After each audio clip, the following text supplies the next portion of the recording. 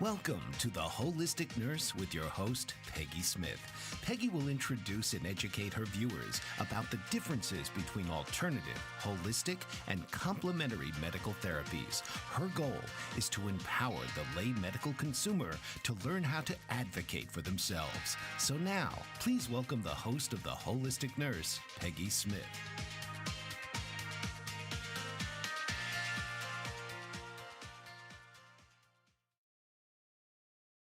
Hello, welcome to this week's edition of The Holistic Nurse with Peggy Smith. Mental health affects every person, every family, and every community. Yet there are many myths and misunderstandings that prevent or make it more difficult for people to reach out and seek help. So, in this episode today, I'd like to welcome Dr. Andrea Niestas back to our show uh, from California. And she's a mental health provider and will be helping us sort out between the myths and the misconceptions and what the difference between mental health and mental illness is. Welcome, Andrea. It's great to see you again. Thank you so much, Peggy. It's a Mental Health Awareness Month, so I'm excited. I've had many events this month, so I always have a lot to share. Well, that's wonderful. And I think mental health and mental illness isn't going anywhere. So, Hmm. you Yes, certainly have a job that is in demand. Whether or not they want to pay you is another story. But exactly. so, what would you like to be? Would you want to just give us a brief background of your background for people that haven't met you yet on our previous shows? Sure. So I have a PhD in clinical psychology. I worked 25 years in mental health.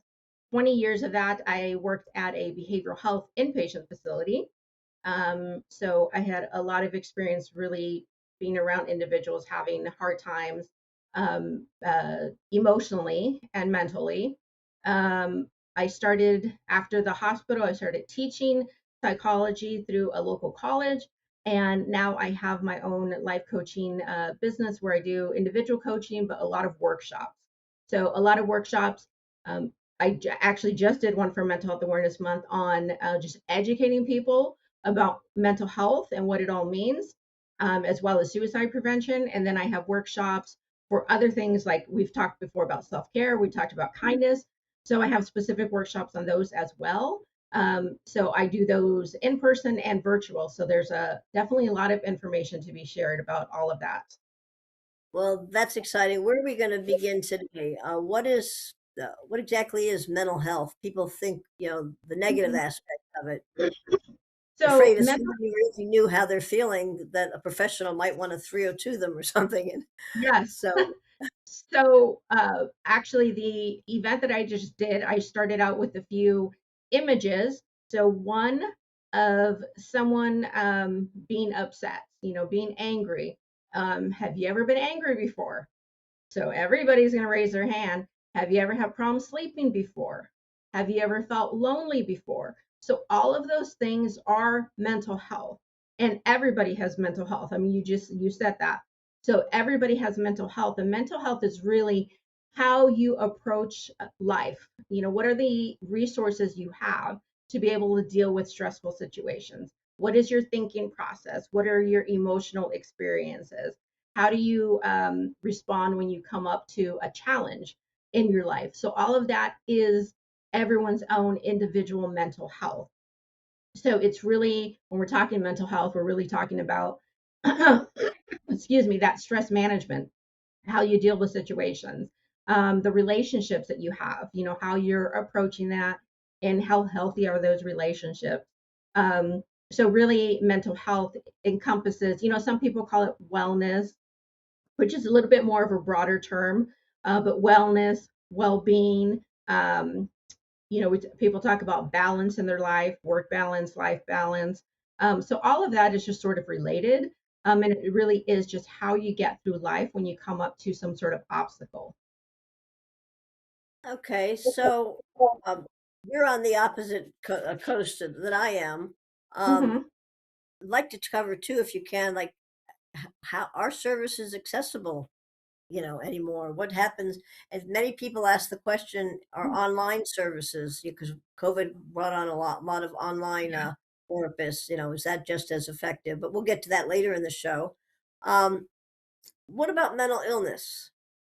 How would you describe that? Is that the other So, end of the spectrum or um, actually physiological?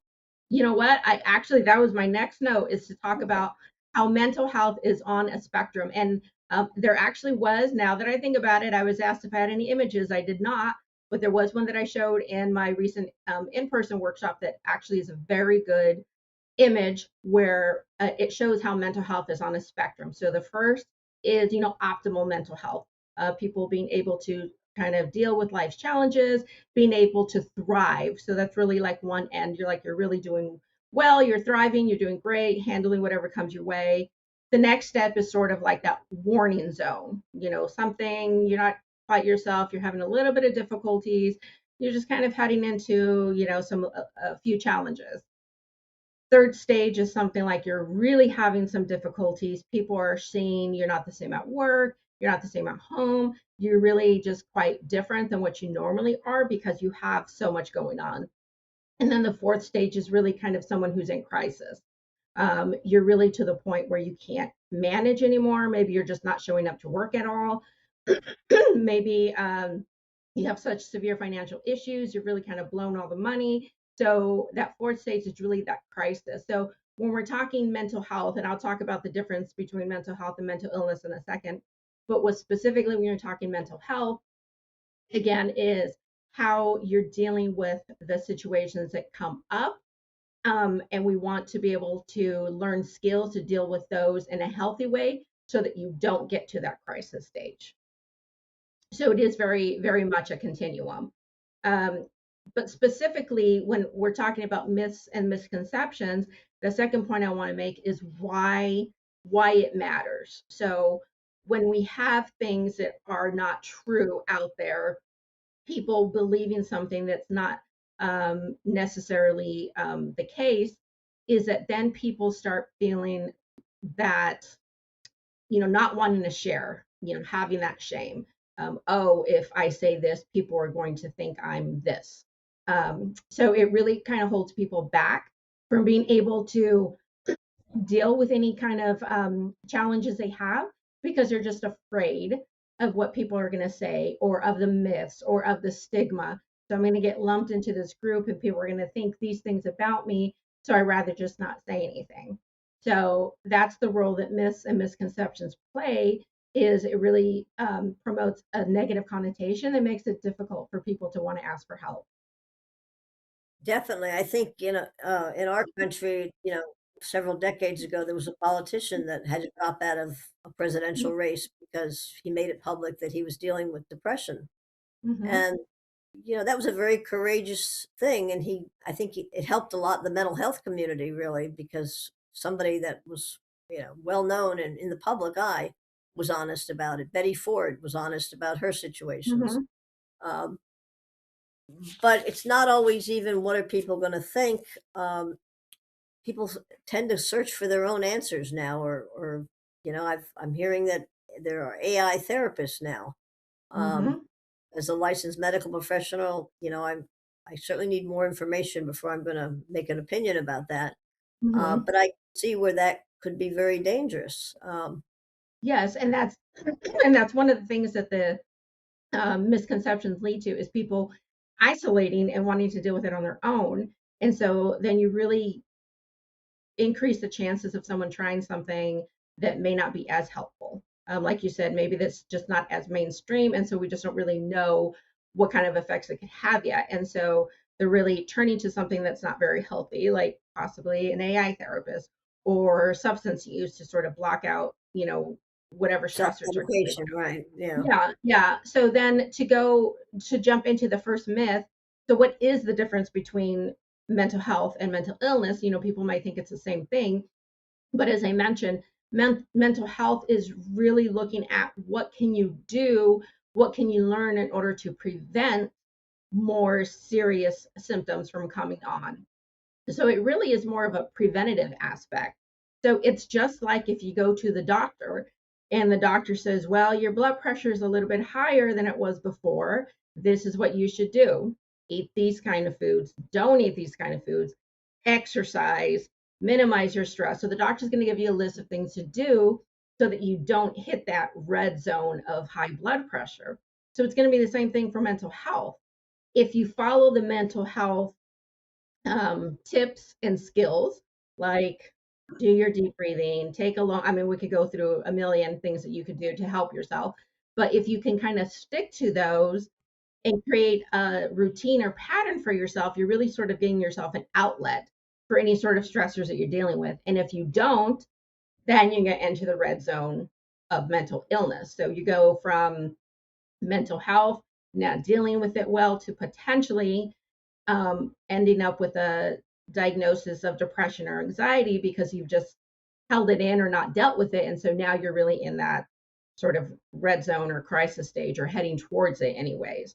So that really is a difference between mental health, which everyone has, and mental illness is where you could eventually end up in that sort of crisis zone if you don't really deal with it. So same thing like hypertension, same thing as like diabetes. You don't do what you're supposed to do or should do to keep yourself healthy physically. Same thing, if you don't do these things to keep yourself healthy mentally, you could end up with a diagnosis eventually. Well, it seems to me that mental health is certainly not isolated from total holistic health of our body, because stress Exactly. is the biggest cause of physical illness. Mm-hmm. Uh, so if you can manage and create a safe way of handling mental health issues, um, you might not be prone to miss your annual mammograms and colonoscopies every 5 years, things like that, because you're telling your brain, I'm trying to take care of myself, in every Yeah. way possible. And that's, they've done so much research. I mean, there's just so much research on that and how it all intertwines. And yes, you're more healthy mentally, that's going to help you physically, and vice versa. So there is a lot of research showing that. And it, in general, it just kind of gets you into that habit of good wellness. So that's where like that term wellness comes in. Wellness encompasses more than just mental health, it encompasses your physical health too. But when you start good habits, you're just prone to just sort of continue those habits in other areas of your life too, which will make you more healthy physically. So, excuse me. The second myth that I want to talk about is people say self-care is selfish. You shouldn't be doing things for yourself. That's just selfish. You don't need alone time. You don't need a break. And this is what we talked about the first time I was on your show. We talked about it for a whole hour, self-care. So, and what we talked about then was that when you don't practice self care, you're pretty much running your own battery low. So, if you've ever been on the plane, they tell you if there's an emergency, you put the mask on yourself first before you help anyone else. Because what does that do? That is giving you what you need in order to keep yourself up and running and your battery charged. Because if you don't, 2 minutes later you're going to pass out, and what good are you going to be to anyone else, right? So that's what self-care is you're really just trying to recharge yourself. You're resting up, you're making yourself more emotionally ready and available for other people, because if you walk in exhausted, cranky, tired, sleep deprived, how are you going to respond to your loved ones? Are you going to be loving and open and available? No, you're probably going to like snap at them and bite their head off. So the more you can take care of yourself, the more you're going to be available for other people and actually be, a support for them. Okay, we're going to take a brief break right here and continue this discussion in just a moment. We'll be right back. What if there were a super tiny device that could diagnose the brain and is smaller than a single human hair? What if you could see inside the brain to help an epilepsy patient during surgery or to help the fight against Parkinson's disease? Dr. Patricia Broderick is proud to announce the Broderick Probe, a biomedical and electronic breakthrough.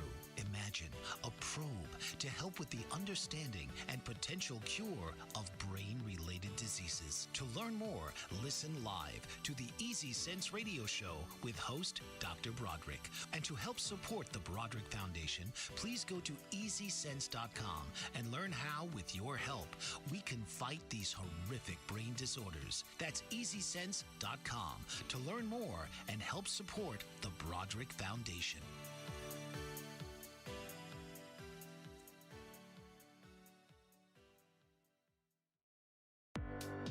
Author, radio show host, and coach John M. Hawkins reveals strategies to help gain perspective, build confidence, find clarity, achieve goals. John M. Hawkins' new book, Coached to Greatness, Unlock Your Full Potential with Limitless Growth, published by iUniverse.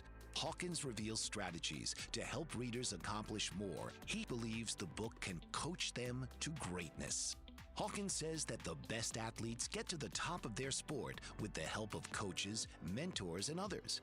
He shares guidance that helps readers reflect on what motivates them, rediscover and assess their core values, philosophies, and competencies, find settings that allow them to be the most productive, and track their progress towards accomplishing goals.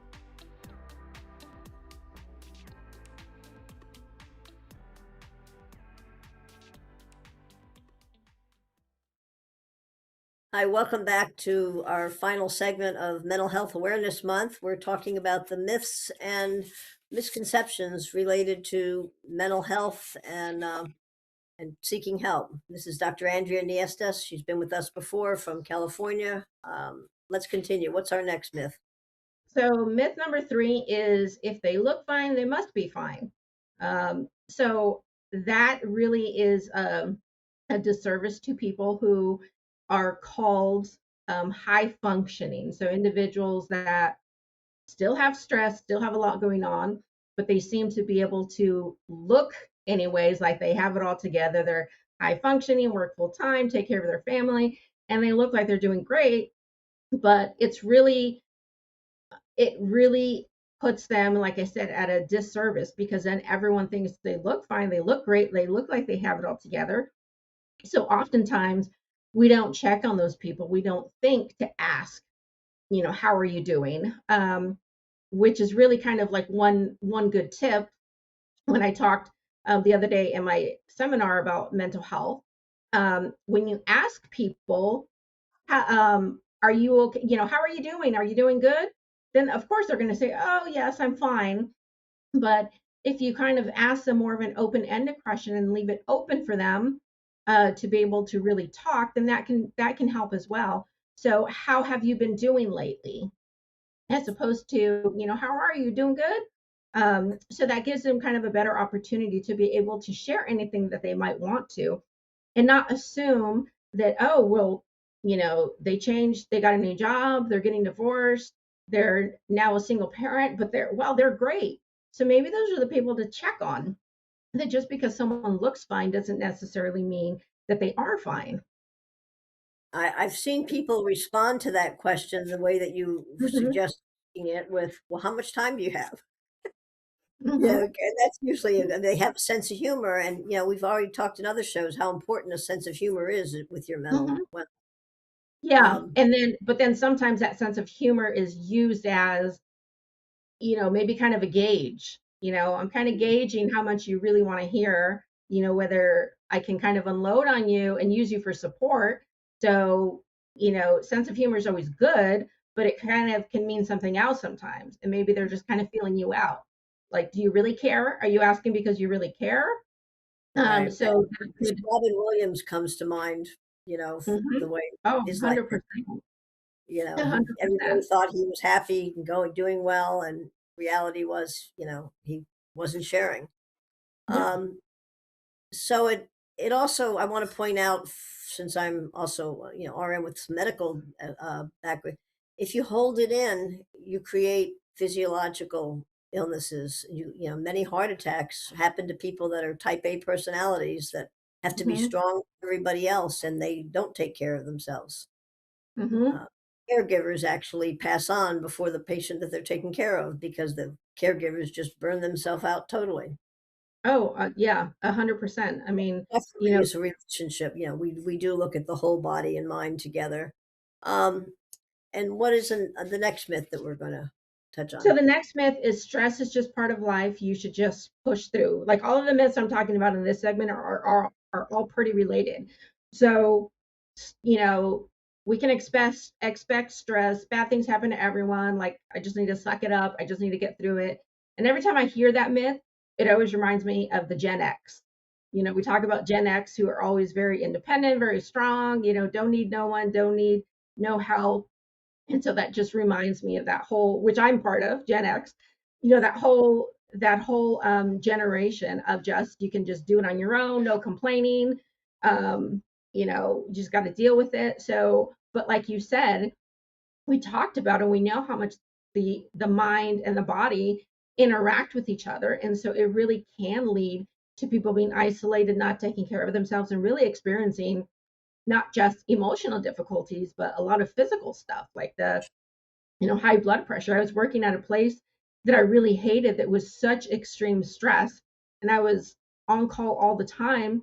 My blood pressure was almost 200 for like months. Like it took ended up being on like two or three medications to get my blood pressure down because it was so bad. So not having any sort of outlets can really lead to um, people having physical symptoms from all of the stress. Okay, and also just not setting the boundaries. I think that's an important Mhm. field. Yeah. And so the next myth, myth five, again, is related to that. Talking about mental health makes you weak. You need to deal with your own problems. Um, and so I think now that is a little bit more accepted, culturally, with the new generations of, Gen Z. Um, I think really, and a lot of workplace cultures have changed. So they do seem to be a little bit more willing to talk about wellness in general and work balance. So I think it's a little bit um, more available now, making it a little bit more okay to talk about it and ask for help. But I think there's still a long ways to go. People do Many still feel like, employers do have those EAPs, the mhm, Employee Assistance Program, but many employees are afraid that their boss is really getting the reports, and of mhm. course they get reports how many people are taking advantage of this, but well, Yeah, that 100%. safe and has a lot of good resources that you didn't imagine were out there. Yes, and when I worked at the hospital, when I was at the behavioral health hospital for 20 years, because I was a manager, that is how I felt. Like I had to be the strong one. I had to hold it together. I couldn't be weak because my team was counting on me, my boss was counting on me. Essentially, the whole hospital was counting on my department because we were admissions. We were the ones that first saw the patients. So we touched and saw every single patient and where they went to and what happened to them. And so it really was, a lot of pressure. And so I did feel like I had to kind of keep it together and help my staff deal with their emotional stress and make sure they had outlets. But nope, not, mine. That had to wait till later because, I had to be the leader and the strong one. So that was just my own personal experience. Absolutely. I mean, the nurses kind of joke, it's do as I say, not as I'm doing, and we're joking, but it's a serious issue. No, it is. I mean, and the effect of that is if you don't deal with it's not going to get better on its own. Um, and so it just really puts you at risk of, again, getting into that danger zone or that red zone if it's not something that you deal with or address. And that kind of leads to the next myth. Talking about your emotions or problems will make them worse. So a lot of people say, well, I don't want to talk about it. Don't, out of sight, out of mind. If I don't think about it, I don't talk about it. It's just going to sort of go away on its own or get better. And, it's that whole thing of you sweep something under the rug. What happens eventually? That pile becomes so big and a mound that you can't walk over the rug without tripping and, plant face planting, from the fall. So that's what happens. You brush it under the rug and don't deal with it, and suddenly there's some sort of explosion or overflow from it, you know? And none of us live in isolation. I mean, we either have people in our household or, extended households or people at work, we make a difference and we affect everybody. If you come in, on the wrong side of the bed, as they used to say, Hmm. um, then everybody, it sets a tone for a bad day at the office for everybody, or people know, oh, avoid them. They got up on the wrong side of the bed today. Oh Uh, yes, 100%. And it really is that whole. I mean, it really goes back to that stigma where if someone said, "I have the flu," you're not going to say, "Oh, you know, you're such a weak person for having the flu. Go deal with the flu on your own." You're going to say, "Have you been to a doctor yet? You need to go see a doctor. The doctor can help you and tell you what to do." So why do we do that for mental health? We don't do that for physical health. Um, your blood sugar's out of whack. When's the last time you saw your doctor? You better go see your doctor and try to get it straightened out. Um, so what makes mental health different? And that really is just that stigma where people just don't want to talk about it. And that was one of the things that we talked about at my recent workshop. People were saying, I'm glad I came because it just gives me a chance to hear people talk about it because nobody wants to talk about it. your It's just, reference to the blood sugar made me realize too, sometimes it's as simple as what food you eat or your blood sugar dropping that affects mhm, your emotional state and the way you deal with things around you. And that's a mhm. simple, just pay attention, be mindful of what you're eating and eat the healthier foods. Um, and you can maintain an even keel. It's not going to solve all your problems, but it does make you healthier to be able to face when you are dealing with challenges. And I'm gonna talk about that more when we get to myth number 8. So that kind of Okay. relates to that. So I'll add a little bit more on that when we get Okay. when we Wonderful. Um, so, where are we at in your myth list here? so we're talking about number 6, how talking about thinking, some people think talking about your emotions, your problems is going to make it worse. In some cases that's true. Like, people say what you focus on is what will happen. So if you focus on your problems, things are just going to get worse. But sometimes just having that release, whether it's even just talking to a friend, we're not saying you need, you know, to go see a provider or a therapist necessarily. It's like, like you said, what are the small things that you can do? And you can test them out. Talk to a friend. Sometimes just having that release and being able to talk to someone about it can really help and relieve some of that pressure or that stress that someone feels. I know people that love going to the gym and really going to the gym. They come out feeling like a brand new person. They feel better. Things, they got off their chest. They feel like they're no longer carrying the weight of the world on their shoulders. So it really is just trying out, like you said, those small things and figuring out what works for you. Well, exercise does, we know, evidence-based, increase the healthier chemicals in your brain that affect your Mhm, responses. But also, just talking to a trusted friend, or sometimes it's even, you might just mention something casually on the subway or something, and it's real obvious to the person you're talking to if they're engaged in the conversation. It doesn't have to be a deep, hour mhm, conversation, sort of passing comment that, well, gee, have you tried this? Or, there might be a mhm. real simple thing that you didn't think about because you were so overwhelmed. And somebody that's not in the middle of your distress can say, well, gosh, this might work for you, and it can be that simple sometimes. It doesn't mean that's going to solve all the problems, but uh, Yeah, so and we're going sometimes. Oh, to go go ahead. no, well, we're just going to take another break right here. Time is just flying. We're having so much fun. But this is a very important topic. We need to, continue spending a lot of time on, even beyond Mental Health Awareness Month because it's so connected to everything Mm. um, we are and what we have. We'll be right back in just a moment. Thank you. Did you know that your beliefs create your entire reality, but it's the subconscious beliefs that do most of the creating? Belief shifter and life coach Shiraz can help you identify those limiting beliefs and eliminate them, often in a single session. Like it was almost instant. Like I had relief right away. Creating better health, relationships, careers, and finances. Let Shiraz help you step out of safety and into awareness. Definitely something's happening. It's like a flow inside. It feels good. Whether in person or online, Shiraz provides personal coaching, belief shifting. Visit Shiraz at energeticmagic.com or call 416-529-7429. Energetic Magic. Find your greater happiness. Be well. Be aware. Be magical.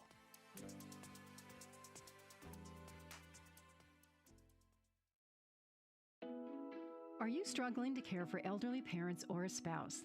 Do you wonder if being a caregiver is making you sick? Are you worried about taking time off work to care for elderly parents and balance work, life, and caregiving? Has caregiving become exhausting and emotionally draining? Are you an aging adult who wants to remain independent, but you're not sure how? I'm Pamela D. Wilson. Join me for the Caring Generation radio show for caregivers and aging adults, Wednesday evenings, 6 Pacific, 7 Mountain, 8 Central, and 9 Eastern, where I answer these questions and share tips for managing stress, family relationships, health, well-being, and more. Podcasts and transcripts of The Caring Generation are on my website, PamelaDWilson.com, plus my caregiving library, online caregiver support programs, and programs for corporations interested in supporting working caregivers. Help, hope, and support for caregivers is here on The Caring Generation and PamelaDWilson.com. Welcome back to The Holistic Nurse with Peggy Smith. We're closing out Mental Health Awareness Month by talking about the myths and the misconceptions related to mental health. If this is a topic that's important in your life, please check my channel out, The Holistic Nurse with Peggy Smith on YouTube, and subscribe, like, and share. If you know anybody else that might have some mental health issues. Even my dog has mental health issues. He's got PTSD. Please My dog has ADHD. My dog has Yeah. ADHD. So we're with Dr. Niestas, who is continuing to dispel and explain some of the myths and misconceptions. Go ahead, Andrea. Okay, so let's jump to number 7. Mental health only matters if you're going through a crisis, which is exactly the opposite of what we should be doing. So I talked about that continuum. If you can work on your mental health in a proactive way in the very beginning, I don't even want to say like when you start feeling stressed. I mean, the whole preventative approach is really to do things on a regular basis so that you don't even end up in that stage. So thinking about mental health if you're in a crisis is really not what you should be doing, and you want to focus on it every day as part of your routine. And it's like taking a multivitamin. Your doctor says to take a multivitamin, and it'll help you with this, this, and this. So it's pretty much exactly the same thing. You pop your multivitamin, your fish oil, whatever it is that you take, and you do your walk for the day, or you do 10 minutes of meditation. So it could be something small, but it really is about taking that personal accountability, taking control. We know that there's so many things that we can't control in life and in our world. So we need to focus on the things that we can control. And so a lot of the research about stress shows that it's not the situation that leads people to feel stressed, but it's how they respond to it, which is really huge. And I actually talk about that a lot online because of the time that I got sick, and I proactively decided that I wasn't going to heal physically unless I could heal myself emotionally first. And so I really focused on what it was that I could control, which was how I felt, that I wasn't going to feel sorry for myself, laying in a hospital bed, not being able to move.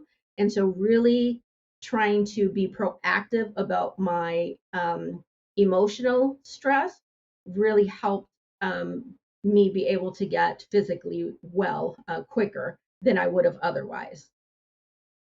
Okay. And my experience with the current mental health system is by the time if you come to the system in crisis, their priority has to be safety. And, the other stuff, teaching you the tools you need so it doesn't happen again, sometimes gets missed in the emergency of the situation. Yes, This is all 100%. water, you know. Mhm. Uh, So the next myth, number 8, is mental health means that you have to go to therapy or you need to be on medication. And so that's not uh, definitely not true. So again, if we're looking at someone who's like in crisis or a red zone, then maybe therapy or medication could be something that would help them, because we want them to get better as quickly as possible. And those two methods of treatment really can help someone progress in their recovery much quicker. But just because you want to practice mental health or talk about mental health doesn't mean that you have to go see a therapist. So, when I'm talking about personal control and accountability, there's a lot that you can do. And there's actually, well, that's going to be the next question. But just knowing that what you can do and what you can learn about mental health is really just individual to yourself and what helps. And so when there's a wellness workshop that I do, and so I tell people, um, just like I mentioned earlier, just try something to see if it works for you, and if it doesn't, then don't do it again. Just try something different. You know, what like when people say they have problems sleeping, you try every remedy, every suggestion that people tell you, and so you just keep trying something until you find the thing that does help you. And so it is individual, and you don't necessarily have to end up seeing a psychiatrist or a therapist. You could, and maybe it would help you, but just because you're focusing on your mental health doesn't mean that that's the case, that someone's going to ship you off to a hospital or ship you off to go see someone for, force you to take medication.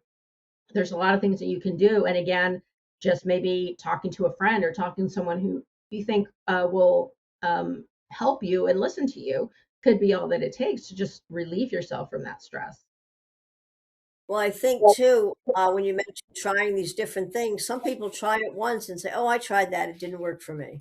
Mm-hmm. Um, and a lot with hypnosis. I tried that for stop smoking and it didn't work. And well, what did you do after the initial thing? And it's an ongoing process, but you usually know when you're in the early stages of something you're trying whether or not it resonates with you. Mm-hmm. Not Which everything is going to resonate with everybody. which leads to myth number 9: focusing on mental health costs too much money and takes up too much time. So there are actually a lot of free resources available.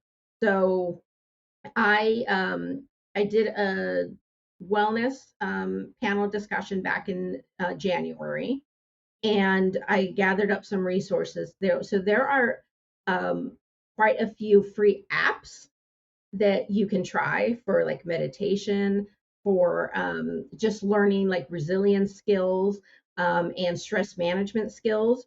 So there's free apps that you can find. You can search online for different PDF files. So anything like on stress management or better sleep. So I just put sometimes PDF file, sleep log. I did a workshop and somebody was asking for like a sleep log. So instead of creating it from scratch, I just put that in, and then all these PDFs come up. So all you really have to do is search what you want. If you want a PDF file that you can download easy, then you just put PDF file attached to it and do a search. YouTube has amazing resources. You can find just about everything on YouTube now. And ChatGPT. So I tried ChatGPT just to see what it could do so that I could share with people. And I did the same thing. I put a PDF, a sleep log, and I wanted to include, these things, you know, a month, the log for it to be a month, to track how much you slept each night, blah, blah, blah. And it just spits it right out. So it doesn't necessarily cost any money to just try those little things and learn a few skills to help you. And I know that sometimes people worry about um, insurance and what's covered and the resources available. So I do have 2 websites that I want to share that have a ton of information. So NAMI, which is the National Alliance on Mental Illness. If you go to nami.org, NAMI.org. They have so many, like, they have resources where I was saying the other day, I was like, I go down like a rabbit hole because they have so many things, and you click here and you click here and you click there. It's like almost overwhelming how many resources they have available. But it's good that they have so much. So depending on what you feel like you need, there's a very good chance you're going to find something there. And the second one is called Mental Health America. And I believe that website is MHN mhnnational.org. I'm not 100%, but it is called Mental Health America. And that has a lot of resources as well. So if people are concerned that they're not going to have insurance coverage, or they're not going to be able to find something, that is one place to, again, if you feel like you have to self-educate yourself because you can't make it to a provider, those are going to be two websites that have a lot of information. And it is important, though, to be able to recognize a crisis if you waited too long to, be proactive, and get the help you need. Don't wait to find it on the internet if you're actually in a crisis. You need Correct. something. And so the crisis number, if someone feels like they have gotten to that point, or they know someone who has gotten to that point, that works nationally, is 988. So it's not, people don't want to call 911 or emergency services if they're feeling really depressed or unsafe or suicidal, because I don't want them to drag me down to a psychiatric hospital somewhere. Well, 988 are individuals, counselors who are trained in crisis management. So they can ask questions to determine if someone's safe, and be able to provide resources. So they have resources available that they can pull up and give them right then and there. So that's an excellent resource that anyone can call in crisis, or anyone who knows someone that they're concerned can call and just get some information about what they can do as a support person to help someone else. Okay. So as we continue, what do you have next? All right. So myth number 10, practicing mental health means that you have to be positive all the time.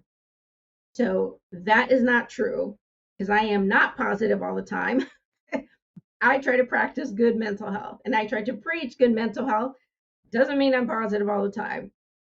Everyone has their bad days and everyone has their good days. And so it really is just being able to, it's almost like the analogy is just being able to see a light at the end of the tunnel. You're practicing good mental health because you know that eventually it's going to help you and you're going to see a positive effect down the road. You may have a glitch where you sort of like stop in the tunnel and you can't move anymore. And so it's going to be a little bit slower to kind of get to that point. But as long as you keep that mentality and the motivation to want to help yourself and practice these different routines and different skills, that they're going to help you. You're just not sitting there with rose colored glasses thinking life is a field of poppies and nothing bad is ever going to happen. That's not true. And people that have good mental health, one of the things that they know or they practice is I know bad things are going to happen, so I just want to prepare myself emotionally so when something bad does happen, I'm able to deal with it better. I'm able to manage it a lot easier than if I didn't have these skills. So life is not like a box of chocolates, like the movie, huh? Well, I guess it is, because what he says is that you just never know what you're going to get. And so that part is true. You don't know what you're going to get. So you're not, but the key is you're not looking for things to always be perfect. You're not expecting a perfect life. You do know that bad things are going to happen. So that's where the whole idea of resilience comes in. Resilience is about how quickly do you bounce back from a challenge or from a difficult situation. If you do focus more on the negative, it's going to take you a while to kind of get back to that safe place that you were, if you're not focusing so much on the negative. So if you can, glass being half full, not half empty. Yeah, And we're going to that's take pretty much our it. phone Yeah. right back. Yes. Author, radio show host, and coach John M. Hawkins reveals strategies to help gain perspective, build confidence, find clarity, achieve goals. John M. Hawkins' new book, Coached to Greatness, Unlock Your Full Potential with Limitless Growth, published by iUniverse. Hawkins reveals strategies to help readers accomplish more. He believes the book can coach them to greatness. Hawkins says that the best athletes get to the top of their sport with the help of coaches, mentors, and others. He shares guidance that helps readers reflect on what motivates them, rediscover and assess their core values, philosophies, and competencies, find settings that allow them to be the most productive, and track their progress towards accomplishing goals.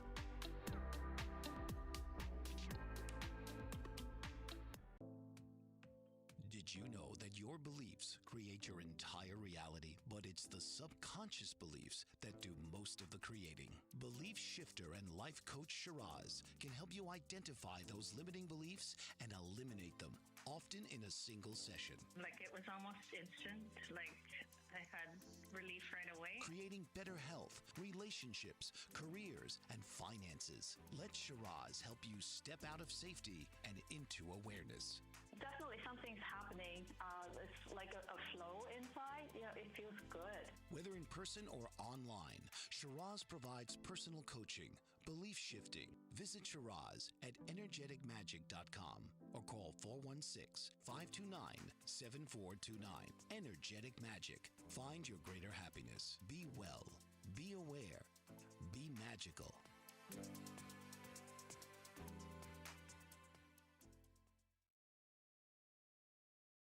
I welcome back to our final segment of the Holistic Nurse with Peggy Smith. I'm with Dr. Andrea Niestas, who has been a very enlightening guest on several of my shows over the past year. She has lots of resources. And Andrea, would you like to tell us how we can reach you and leave us with a closing message? Yeah. So my website is lifecoachingbyandrea.com. And I'm on Facebook, Instagram, TikTok, and YouTube as Life Coaching by Andrea. So I do have a lot of resources on a lot of different things, but specifically, if you email me mental health 2026, I will send you some of the resources that I've used in my recent workshop. And so that information would come in a PDF. I could send it by email. And so there's a lot of information that I get sent out to people. That was Mental Health 2026. Does that Yep. have an act and a suffix at the end of that? No, they just have to, if you just email me, subject line, mental health 2026. Oh, gotcha. Okay. I'll email you the resources that I have. Okay. You don't even have to write anything in the body if you don't want to. Wonderful. So where do people go from here? We're early in the year. We have 7 more months left. Yes. So, I mean, one thing I want to highlight is that learning new skills and doing new routines, it's all going to take time. It's going to take patience and it's going to take practice. And so, we talked about you try something, it doesn't work. You try something else and it worked, but only for a little bit. So it really is about building regular habits and routines as opposed to a one-time miracle cure that's going to fix everything. So you could say, oh, I've been doing meditation for 2 weeks and, I'm still stressed. Well, yes, you're going to be stressed. That's what life is. But just having realistic expectations and knowing that things are going to take a lot of practice doesn't mean that you're never going to get angry again just because you've been practicing deep breathing to not get upset. You're human and things are going to happen. And so it really is just about practicing and being able to integrate it into your life so that it really becomes more just of like second nature. You don't even think about it. You start getting upset and you just start, doing some deep breathing. And so eventually you're going to find yourself doing something and think, oh, wow, like that really helped. I've done that before where something just kind of happened and I did something and I was like, oh, well, that was helpful. Good thing I knew how to do that. So it's not going to be perfect from the beginning, and it never will be perfect. You just know that you have to do the best you can and give yourself grace, knowing that you're human and it's going to work sometimes, sometimes it's not. Well, I think sometimes too, it's consistency, like in every area of our life. Hmm. If, it's not going to work the first, 10. I remember being a nurse maybe 10 years into my career and something happened on the hospital floor. And I said, oh my gosh, I learned that in nursing school. If you had the tools, and it was something I hadn't used since I left nursing school. Yeah, I was surprised to see it in real life. Hmm. But these kind of habits too, if you get them, where they're just natural, with practice, they'll be there for you most of the time when you need them. Hmm. Won't even realize you're using them sometimes. Or you might Hmm. even be able to control the chaos in your life using those tools so that the big crises are not so big. Hmm. Uh, And I think one of the other big takeaways is for people just to know that it is okay to talk about things and to ask for help.